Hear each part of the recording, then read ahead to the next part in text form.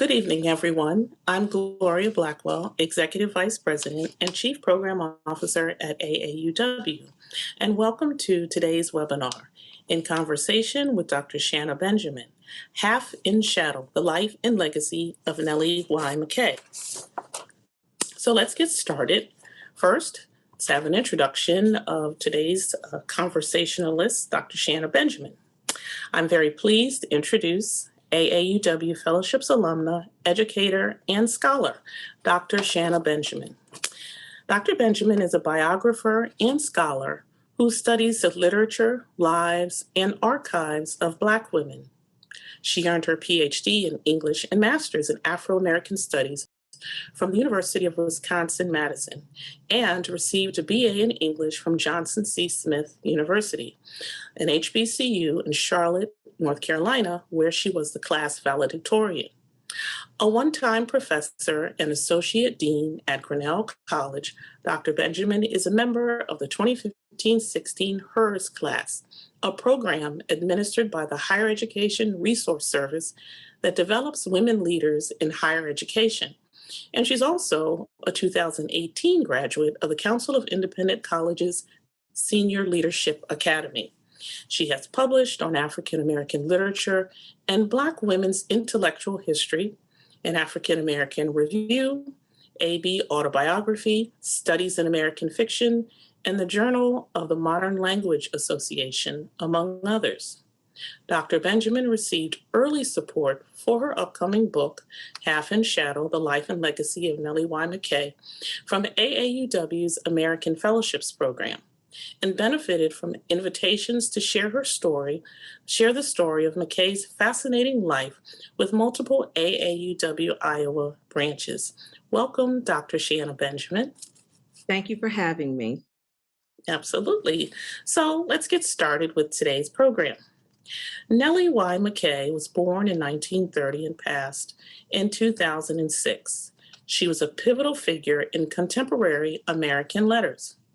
The author of several books, she is best known for co-editing the canon-making Norton Anthology of African American Literature with Dr. Henry Louis Gates, Jr., which helped secure a place for the scholarly study of Black writing that had been ignored by white academia. However, there is more to McKay's life and legacy than her literary scholarship. After her passing, new details about McKay's life emerged, surprising everyone who knew her. Dr. Benjamin examines McKay's path through the professoriate to learn about the strategies, sacrifices, and successes of contemporary Black women in the American Academy. So let's get started. So, Dr. Benjamin, I had the pleasure to read the book this past weekend. We had a very rainy and dreary Sunday here in the DC metro area, and I curled up with my iPad and read it. And I must say, I didn't stop until I was completely finished. So it was a wonderful, fascinating read to learn so much about Dr. McKay. So I'm really looking forward to hearing about the journey that took you to write the book. And so one of the things that struck me in the beginning was the fact that in the introduction you stated, some projects you choose. This project chose me. And I'm wondering about your personal inspiration for writing this book.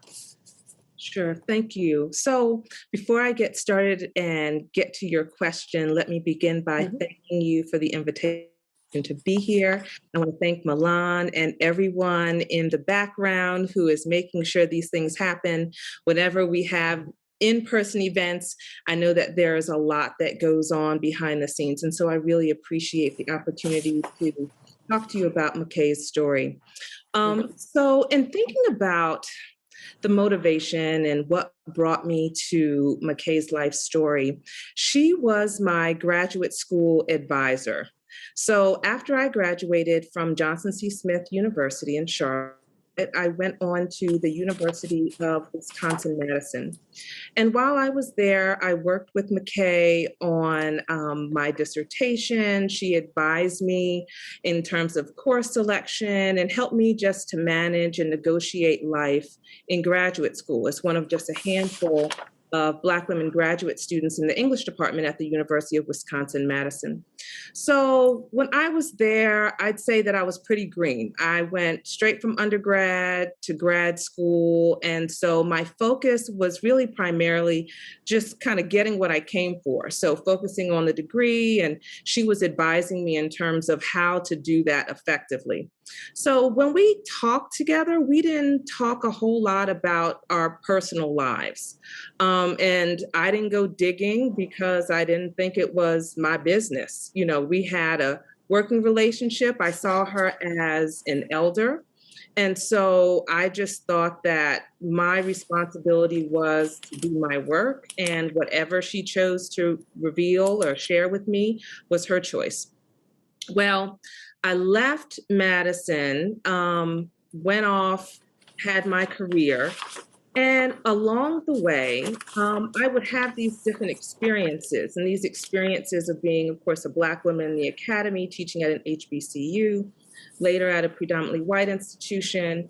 And I would say before she passed, I didn't think very much about what had brought me to that place. So what had kind of cleared the field for me in terms of space within the academy, but also within the English department in particular for African American literature and the study of African American literature.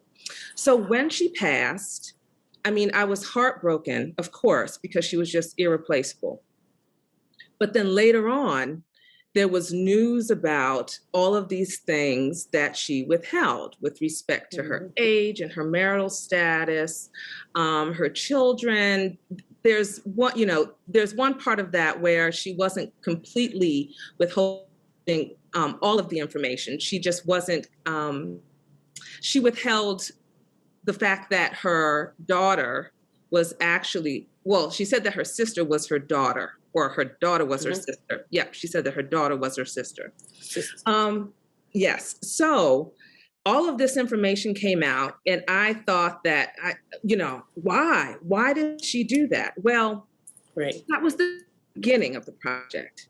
But as I went along, I realized that women born, as a Black woman born in 1930, who aspired to something more, these choices were not really that uncommon. And I began thinking differently about how there came to be a place for me in the American Academy. And so I would say my experience with her as her graduate student, but then later, my time in the professoriate at Grinnell College, where I thought, here I am in the middle of Iowa, and there's a line for a professor of African American literature. Where did that come from? How does that happen? And so I began to see her life, not just in terms of her choices, her personal choices, but also her professional impact. And I needed to understand my place in this intellectual genealogy. And so that was a huge motivation and impetus behind the project and my investigation into McKay's life. That's great. Just sort of knowing how it all began, So talk a little bit about her, how McKay's early experiences really shaped her life. Right. So McKay had, I'll tell you, there are sort of two ways into this story. And this will allow me to kind of cycle back and I think to speak more directly about how this project chose me. Okay. When I was, before she passed, there was one summer, I can't remember when it was the last summer she was well. And I had this kind of unusual, it was this pull, this urge to go talk to her. And I had felt a similar pull with my maternal grandmother. And that summer, I went to see her, my grandma Means, and we sat down together and we talked.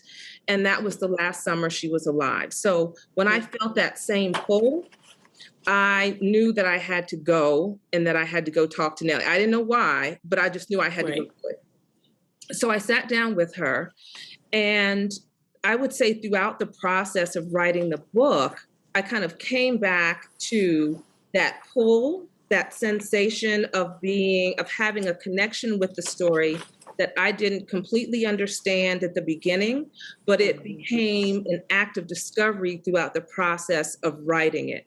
And so at various moments when I felt overwhelmed or I felt like I didn't know how it was going to get done, I would go back to that original pull, and know and find reassurance in that and know that this is what I was supposed to do. So I say that to say I had this interview with her before I got started writing the book.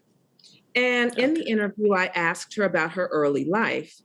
And, she kind of spun this tale and she told me about her mother and she told me about her sister and she told me about her life in Queens. And, she explained these life experiences that when I started to research the book beyond the scope of that interview, I realized that there were some facts that she was manipulating.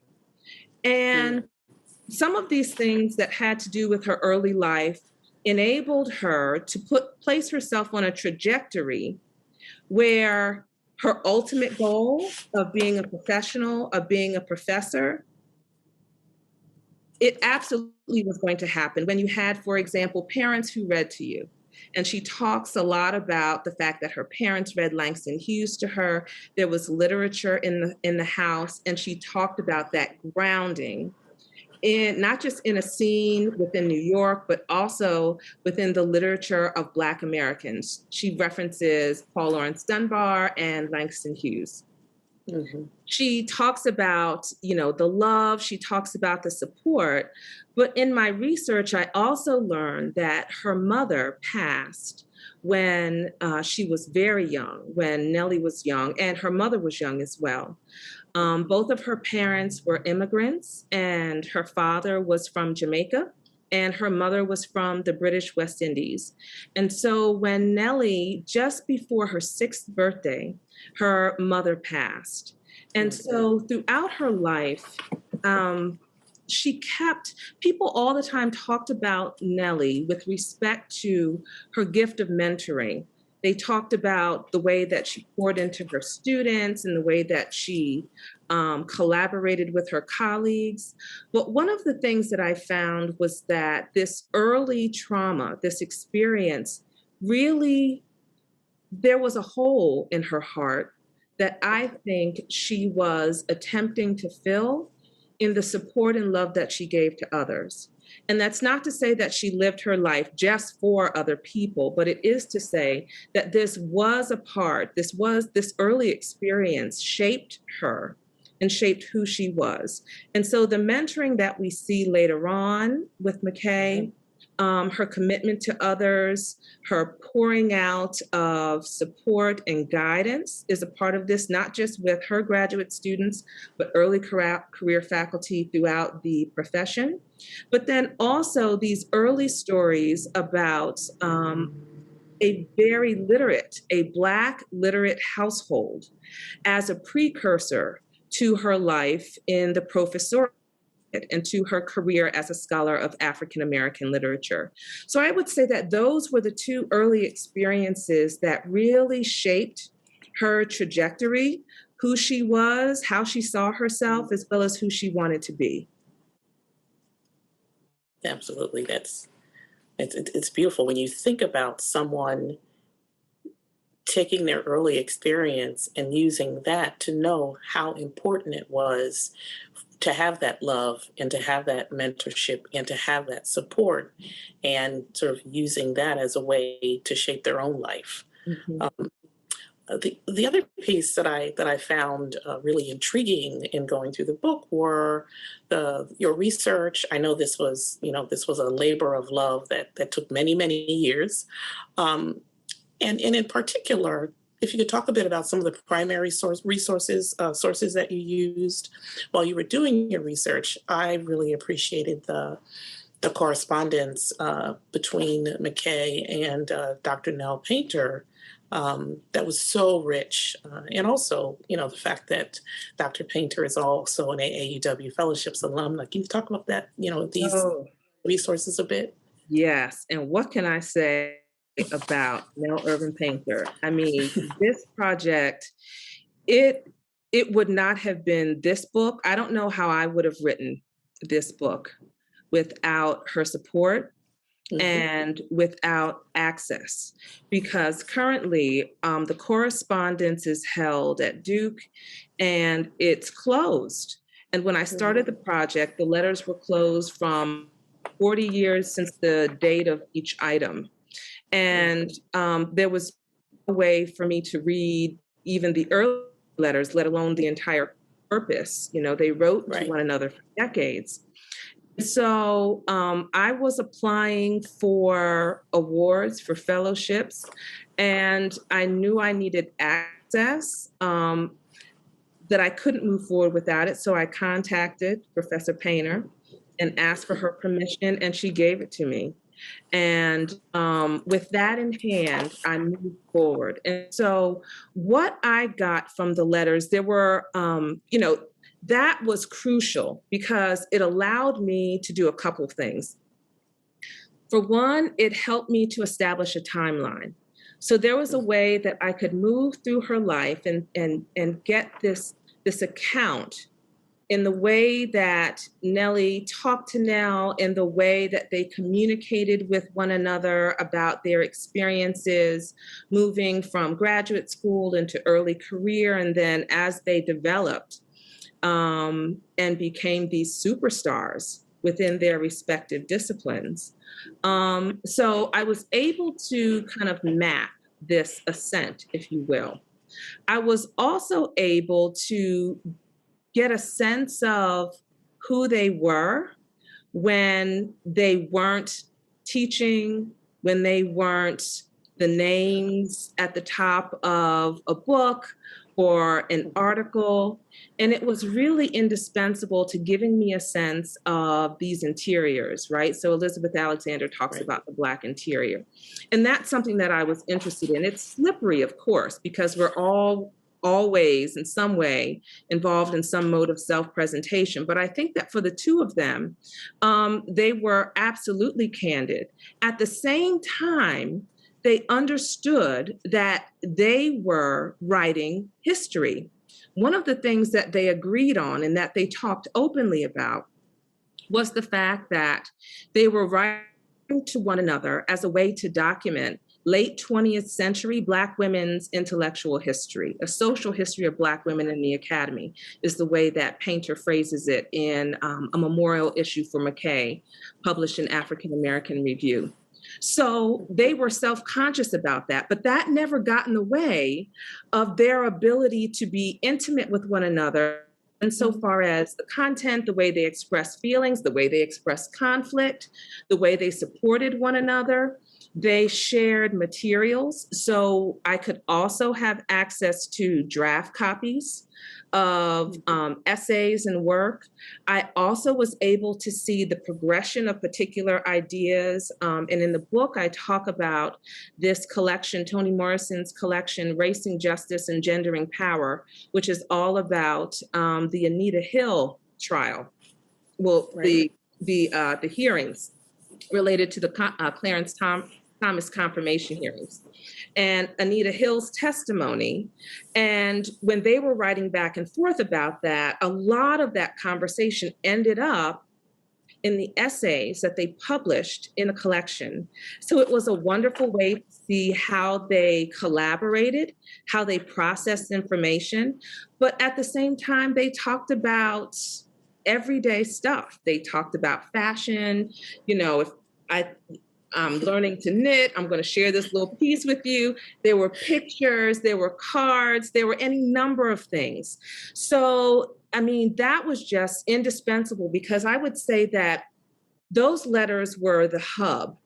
And then it pointed me in directions where I needed to get additional information. So there were interviews. Of course, I visited Nellie's papers at the University of Wisconsin-Madison.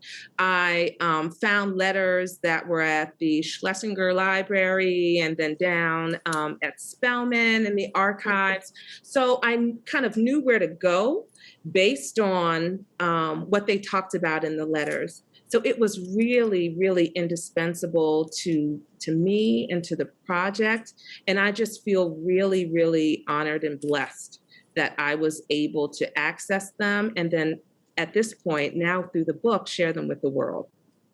Yes, they are, and I think just about the ones that were included in the book, and I know that there were, there's so many others. It's just a treasure chest that really shines a spotlight on their 30 plus year relationship. I found it to be really, really fascinating. And so you chose the title Half in Shadow. Why do you think McKay chose for a sort of very carefully curated persona? Well, so the title has a couple meanings, right? So the title, on the one hand, it's about the book bringing McKay's life and her contributions to the professoriate to the fore. So when we think about African American literary history, we don't necessarily pay appropriate respect to the Black women who played a crucial role in codifying it in higher education, colleges and universities, because it had to move forward on multiple fronts. It wasn't just about the scholarship, but also about the teaching and teaching materials and conferences and how you were able to kind of participate in the professional work of being an academic. So there's that respect. So the parts of McKay's life that were kind of hidden from view, I bring that forward. The contributions of Black women to Black literary studies, I bring that forward as well. But I would say that when McKay chose to curate this persona of hers, this personal persona, she entered graduate school in 1969. So she went to Harvard in 1969. And so this is in the wake of the Moynihan Report, where basically you have these depictions of Black women, among other things, how Black women emasculate Black men and the failures of the Black home being placed on the shoulders of Black women. Now, in light of that, really everything that McKay did and was doing as a striver would have basically reinforced that. So what she had to do was pick and choose the elements of her life story that she wanted to share. Because if she had talked about the fact that she was a single mother, that she was divorced, that she's this older Black woman, then you have kind of the shadow of all of the stereotypes associated with that begin to cloud how other people see her and see her accomplishments. She essentially becomes a story about, this is how far you can come, and look how far she's come, and look at what she was able to do, instead of focusing on the products of her intellectual work. Right. And McKay wanted the focus to be on her work. McKay wanted the focus to be on her scholarly and intellectual accomplishments, her contributions to the discipline. And so she set all of that other stuff aside, and she did not share it with anyone after she started graduate school. So she had a very dear friend of hers from Queens who knew all of this. But once McKay entered graduate school at Harvard, that was the point at which she and her daughter, for all intents and purposes, became sisters.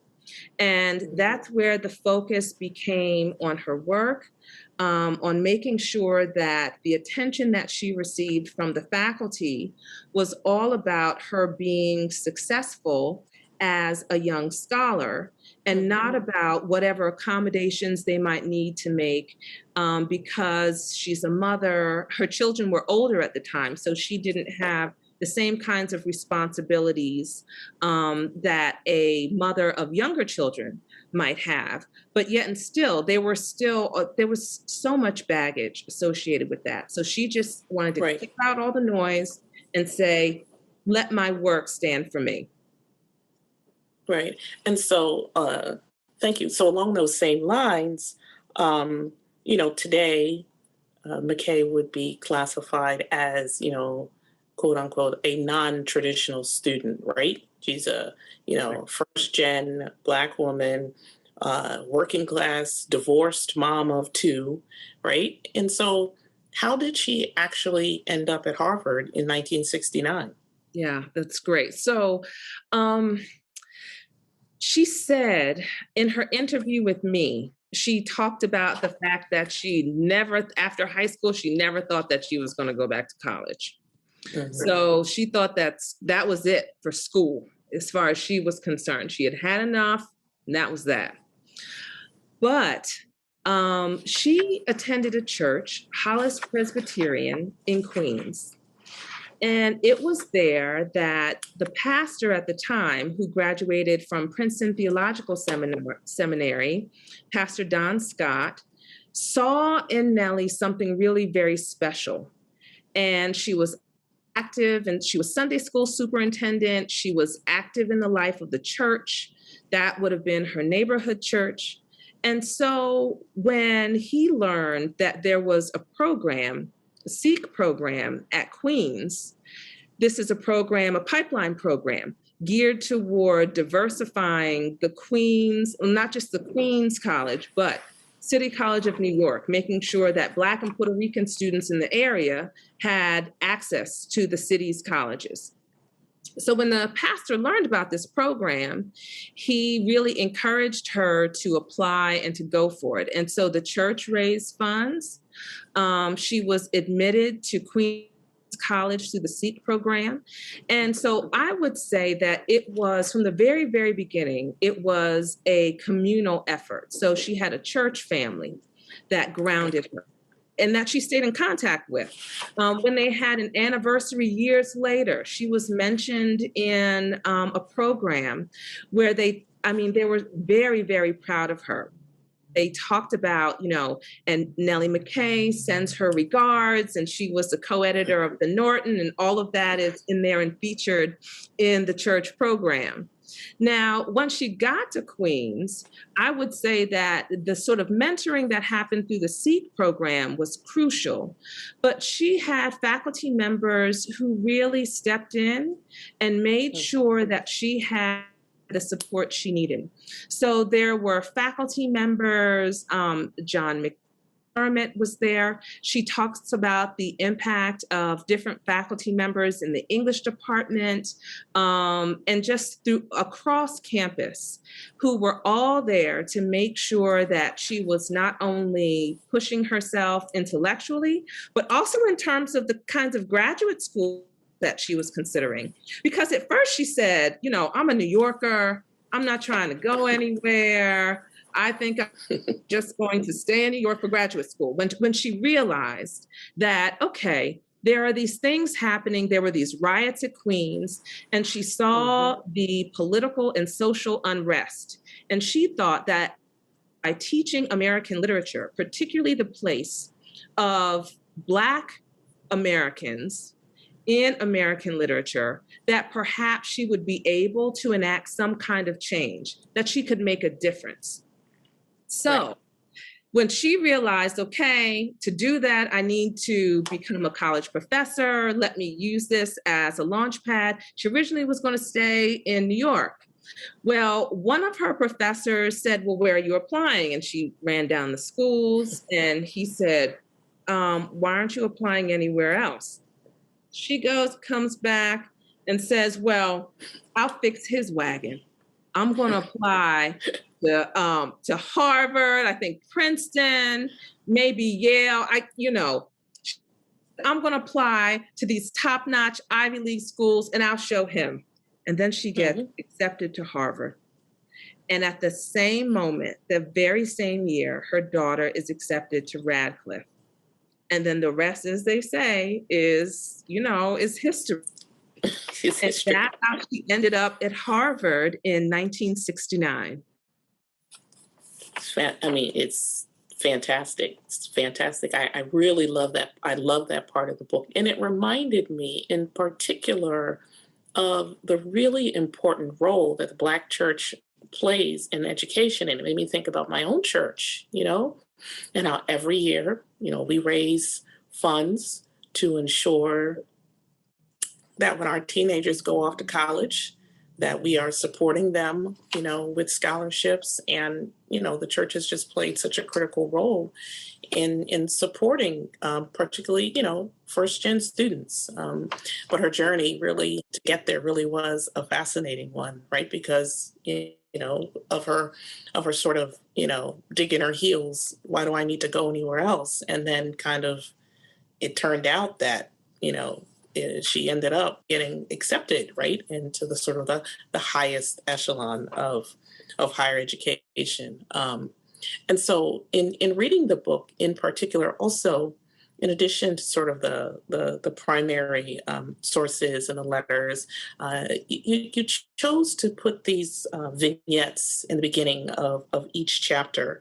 And I appreciated how you wove in and you shared your own story. And first of all, sort of why did you choose that approach, and how does her journey parallel yours? Yeah, thank you. So I I had to get comfortable with sharing those elements of myself. And so it was a journey for me to get there. I knew that I wanted to, in some way, kind of speak to her directly, but I wasn't sure how.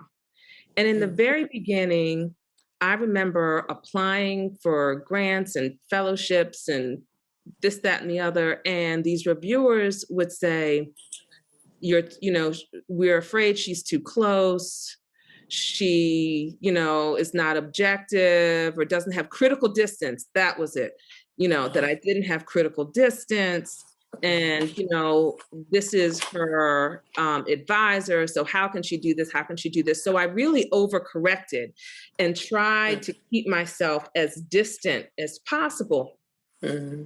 So at one point during a reading of the manuscript, I was with some of my Black women colleagues, and they looked at me and basically said, "Where are you? Where are you?" And a light bulb went off Because she wasn't a stranger to you. She wasn't a stranger to me. No. And so you have these other folks who are saying, you got to keep your distance. And my Black women colleagues and peers who are saying, your absence is a problem. Mm-hmm. So I decided to do what I wanted to do, which was to be present, but to be present in a thoughtful, in a careful way. And so I kind of played around with the placement of the vignettes. Would they be interspersed within the chapter? And that didn't work. And I eventually came to placing them before the chapters. And they're there to serve as a counterpoint to McKay's story. So I thought about the themes, I thought about the title, I thought about the intersection between my life and McKay's experience. So my academic trajectory and McKay's life story. And I would take a thread and then I would work that thread through the vignette and then use the ending as a way to kind of launch the reader into the chapter itself, because I needed to say that this stuff is still going on. What she faced, a lot of her challenges, the issues that Black women in the academy are still wrestling with. I needed a way to say, if you read my story and read hers, pay attention to how they resonate and how the call and response between the two. And so I think attending to craft and thinking about how the vignettes would serve the book and serve the story that I was going to tell. And that if I was going to talk about somebody else's life, that especially when so many of the players are still alive, being self-conscious and reflective about my place in the story, and to put that out there in a way that readers can read it, and it'll set up the chapter. Or if you find it to be intrusive, I mean, you could skip them. So I had to come up with a way to kind of have the best of both worlds, to make sure that for those who read the book the way I would want everybody to read it, which is, from beginning to end, to see how the thread runs through, that will be an experience in and of itself. Mm-hmm. And, from in my humble opinion, it worked. It really worked. And so you've mentioned a couple of times how McKay impacted the study of African American women's literature. And we learned a lot about that, or at least folks will, in the book. So if you could just share a little bit about, how did she impact the study of African American women's literature in the 70s and 80s? And, in particular, I mean, the Norton anthology is, so canonic. It's that contribution in and of itself, is very telling. So how did her journey and her impact, during that time, really have such an impact on Black women literature and Black women academics? Right, absolutely. So at the time when McKay entered the academy, Black literature as a discipline, particularly at historically white, predominantly white institutions, didn't exist. HBCUs and faculty there had been teaching African American literature. The College Language Association had been in existence. And so the study of Black literature and culture was not new, but it was new within the context of these white academic spaces. And so she worked in collaboration with other women, other Black women, to make sure that it would be woven into the fabric of academic life, that colleges and universities couldn't teach American literature without teaching Black writers, without teaching Black women writers. And so she and others engaged in a process, or these acts of recovery, where they would find the texts, where they would teach the texts, they would write about the text. If they were in a position, they would edit series so that there would be access, because there was also the issue. So first it's, Black literature doesn't exist as a tradition. And, if it does, then we can't find it. We don't know where to go. And if we couldn't teach it if we wanted to. And so McKay, once the Norton was published, this is about access. Nobody can say that it doesn't exist, that it's not a tradition, that that we don't know where to go, we don't know how to find it, we don't know how to teach it. There is a guide that accompanies the Norton. And so you have these Black women who are collaborating, who are writing anthologies, but also collaborating around other sorts of critical books in order to lay the groundwork for today's Black intellectualism. So they created a space for the tradition. They documented its existence. They provided strategies for reading and understanding texts written by Black women, because they did not presume, and Nellie counted this as her project, what she called her project, as she was moving through tenure, that she needed to develop a critical eye she needed to figure out a vocabulary to talk about Black women's literature and culture, that just applying whatever she had learned at Harvard, however she was trained in American literary studies, that was insufficient. And so she needed to collaborate and to present and to share space with her Black woman peers so that she could have a vocabulary, a way of understanding what was going on in these works, instead of just having them marginalized by reviewers who would say, well, okay, you've got Toni Morrison and you've got Alice Walker, and all they're doing is bashing Black men. And that you know, if you don't have the eye, you don't understand what it means to place at the center of a text a Black woman protagonist and to talk about her experience of the world, not from the margins, but from the center.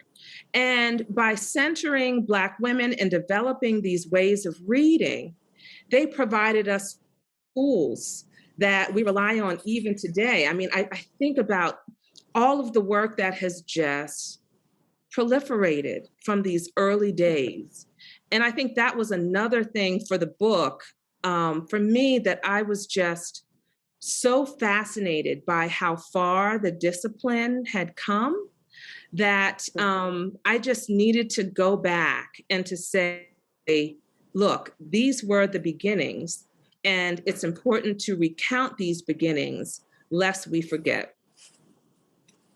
Right. So she, you know, she literally birthed, you know, she birthed that movement, and she birthed the process by which Black women's literature, you know, became acknowledged and celebrated and rewarded in many ways. You mentioned earlier in the correspondence that she had with Nell Irvin Painter, and the fact that, you know, it really was an opportunity for the two of them to have this discourse about Black women's literature in the latter half of the 20th century. And so what do you think McKay represents in terms of sort of the broader contours of African American intellectual history at that time? Yeah, so, you know, there's an article, there's an interview actually with Hortense Spillers that I come back to when I think about McKay's role in African American intellectual history. And in this interview, What You Gonna Do, Spillers talks about these genteel forces that are prone to forgetting, and the importance of pushing back against that. It's an ongoing process of remembering. And so the book is the process of remembering. And in doing that work, it's a way to say, well, when we have #MeToo, when we have the Me Too movement, we have Black feminist foundations. When we talk about misogynoir, we have Black feminist foundations. When we talk about Black in the Ivory, we have Black feminist foundations. And that there are so many parts of our discourse on social media, just, I think that can be easily taken for granted and absorbed in a way that erases Black women. I think it's crucial to go back and for me to kind of touch base and to say, yes, but, and to go back and to say, these were the beginnings, this is the context, this is the launch pad. And out of this, we have all of these other ways of engaging with the world, these terms and this an expansive vocabulary to understand the place of Black women, not just in response to what goes on around them. So it's not just, you know, there are these things happening and Black women just kind of, you know, swatting at everything that comes their way, but to say that there is a grounding and that there are these core texts that influence the way that we see the world, the way that we see organizing, the way that we see inclusivity, the way we see teaching and equity, and the values that so many institutions are espousing now. All of the diversity, equity, and inclusion work Black women were doing in their classes decades before. And by going back, it traces the long history of their impact, not just on society, but on higher education and Black intellectualism as well.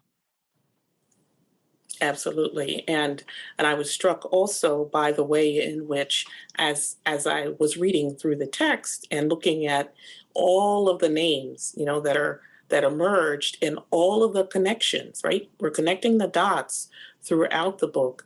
And then another piece that I found very interesting was, and I knew this, but to see it sort of put together in a timeline in a book were the individuals like yourself who received a fellowship or grant from AAUW. So as I'm reading through the book, I'm seeing Patricia Bell Scott and Barbara Smith and so many other people, and I'm thinking about the role that funding obviously played, right, in giving Black women the freedom, and the space to be able to pursue these kinds of intellectual pursuits, right, and to be able to create the kind of literature and to be able to make their own space within the academy, Yes, which absolutely. is really something that should be acknowledged and celebrated. Um, and so when you talk about those connections and that mentoring, McKay really was sort of the perfect example of lifting as we climb. And as I was reading the book, the careful way in which she took care of her students and graduate students, and even the service piece of it. And sometimes you would think, to her own detriment, the kind of, the endless working and the writing of letters of recommendations and always being there for her students was incredible, and the way in which she also upheld and promoted other Black women. So there were many, obviously, it was a rewarding thing for her, but it also made me think about the cost, So what do you think, what was not only were the rewards, but what was the cost to her of the way in which she in many ways sacrificed herself? Yeah. Um, that final chapter was very difficult to write, because for all of the things that she did because she wanted to, how she took a look at her aspirations and she said, well, I'm going to proceed this way in order to achieve my dreams, right? So on the one hand, you have a story and, folks can get behind, look, she just was not going to let anyone hold her back. Mm. But by the same token, the kinds of sacrifices that she ended up making over the course of her career and the way that it took a toll on her body. And I think for Black women in the academy more generally, there's an emotional toll. And so for McKay, the overwork was in part because they were still building the field and making sure that you have tenured faculty members who can write on behalf of those who are up and coming. I mean, she wasn't going to say no to anyone because her job, as she saw it, was to be a bridge between these generations of scholars. But not everyone is willing to do that work.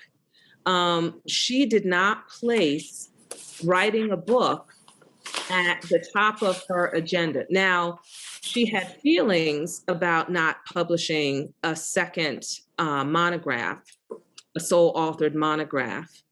But she wrote these incredible essays, these really prescient essays about the state of the field.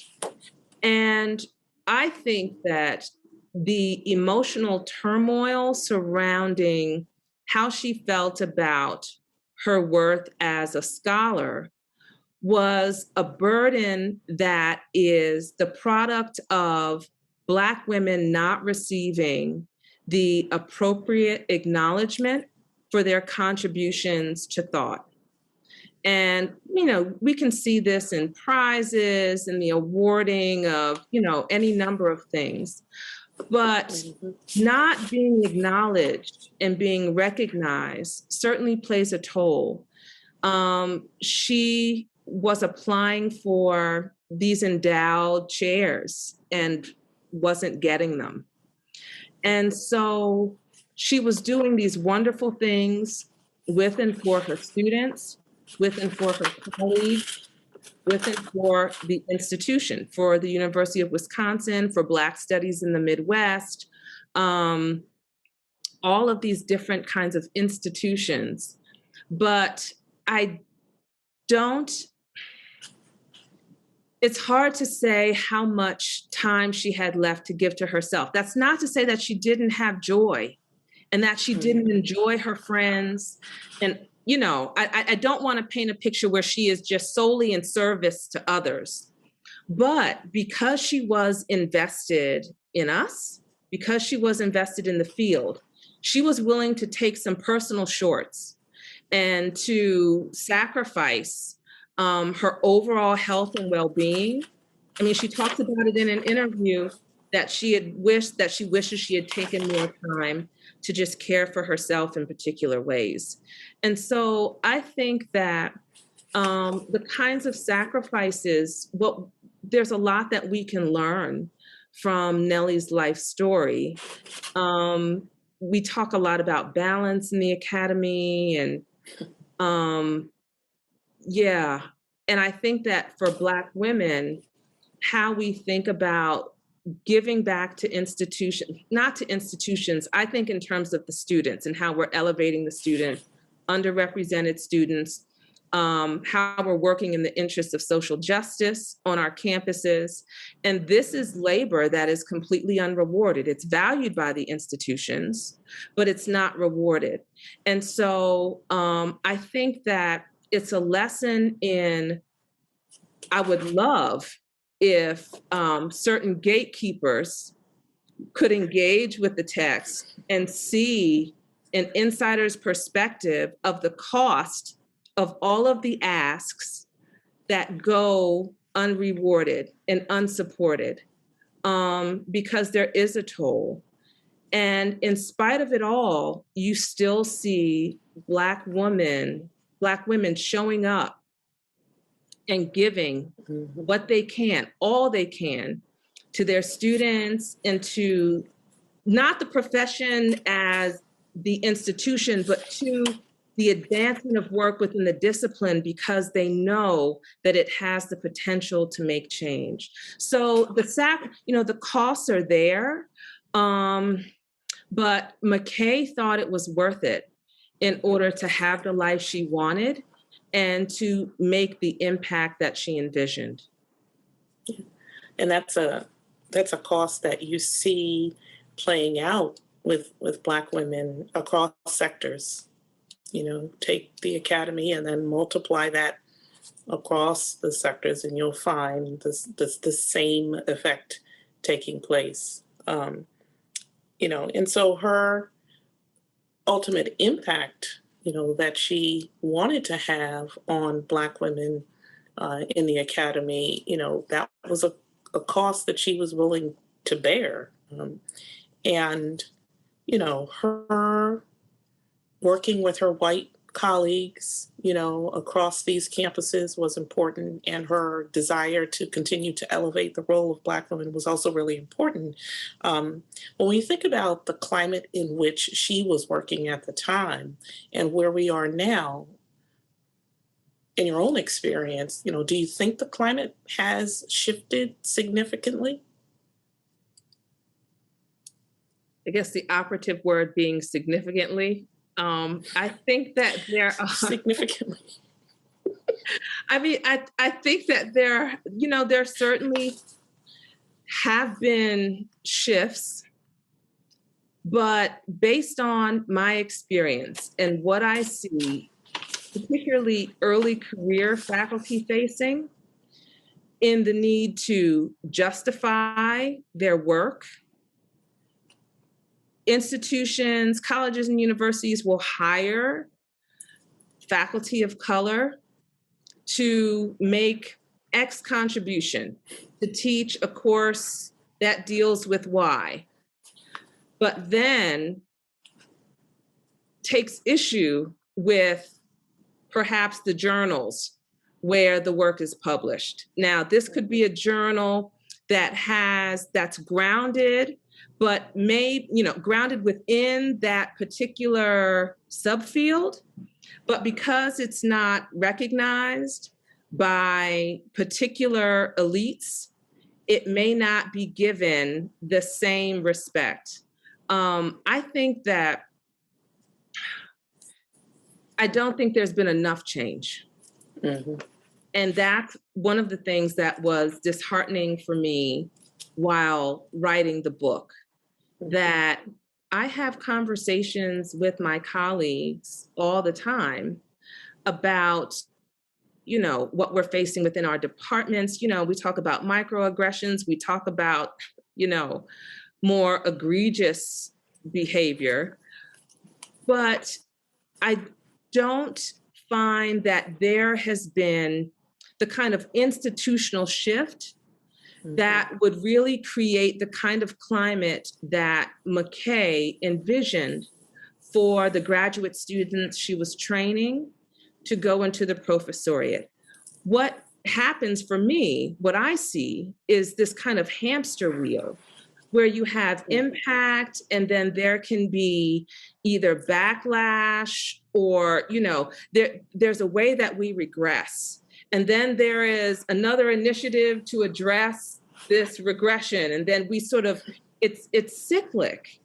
And unfortunately, the labor gets placed on the bodies of the individuals who come from underrepresented groups, and they are burdened with carrying initiatives forward. So part of the reason why there hasn't been the change that I think McKay would want to see is because others have not taken up the torch.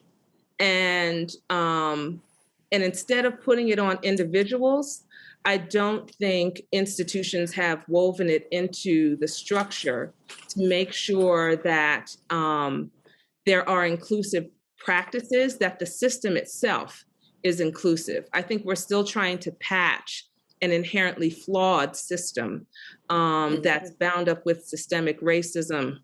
And putting a Band-Aid on it is not going to fix it. It needs something much more ingrained, much more radical. So, yeah, not significant.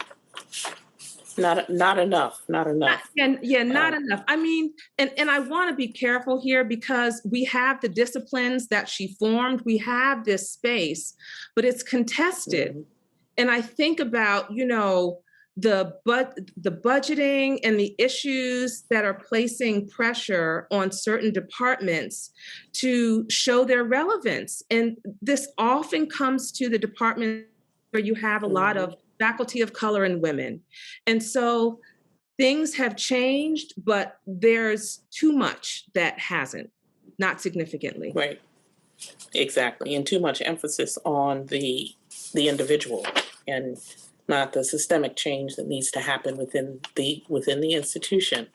Well, thank you so much, Shanna. I mean, learning so much about Dr. McKay and her contributions to the field, her contributions to Black women and literature and writing is really fascinating. And I really encourage everyone to read the book. You'll see on the slide here, you can visit Dr. Benjamin's website. And if you're interested, we hope you will purchase the book. You can receive a discount in purchasing the book. I'm not sure what the percentage is, but it doesn't matter. Just buy the book anyway. And I know that you will be fascinated and you'll be able to take a look back and refer to the conversation that we had today. Definitely check out the website and purchase the book.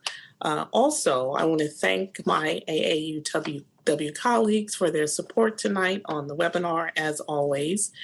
We also hope that you'll come back and join us for other webinars in the coming weeks and months.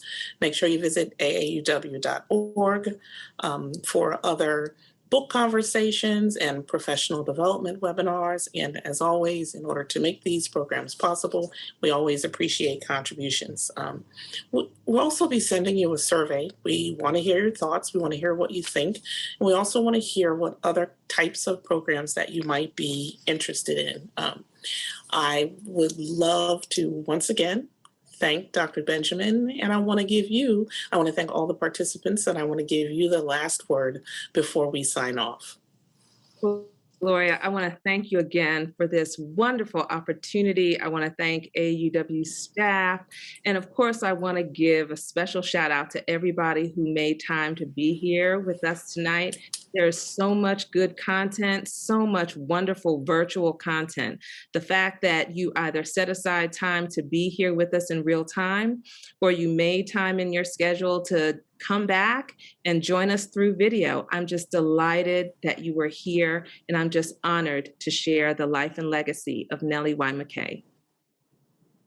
Thank you so much, Dr. Benjamin, and thank you for all of our participants. Remember to check out aauw.org for the recording. Have a good day.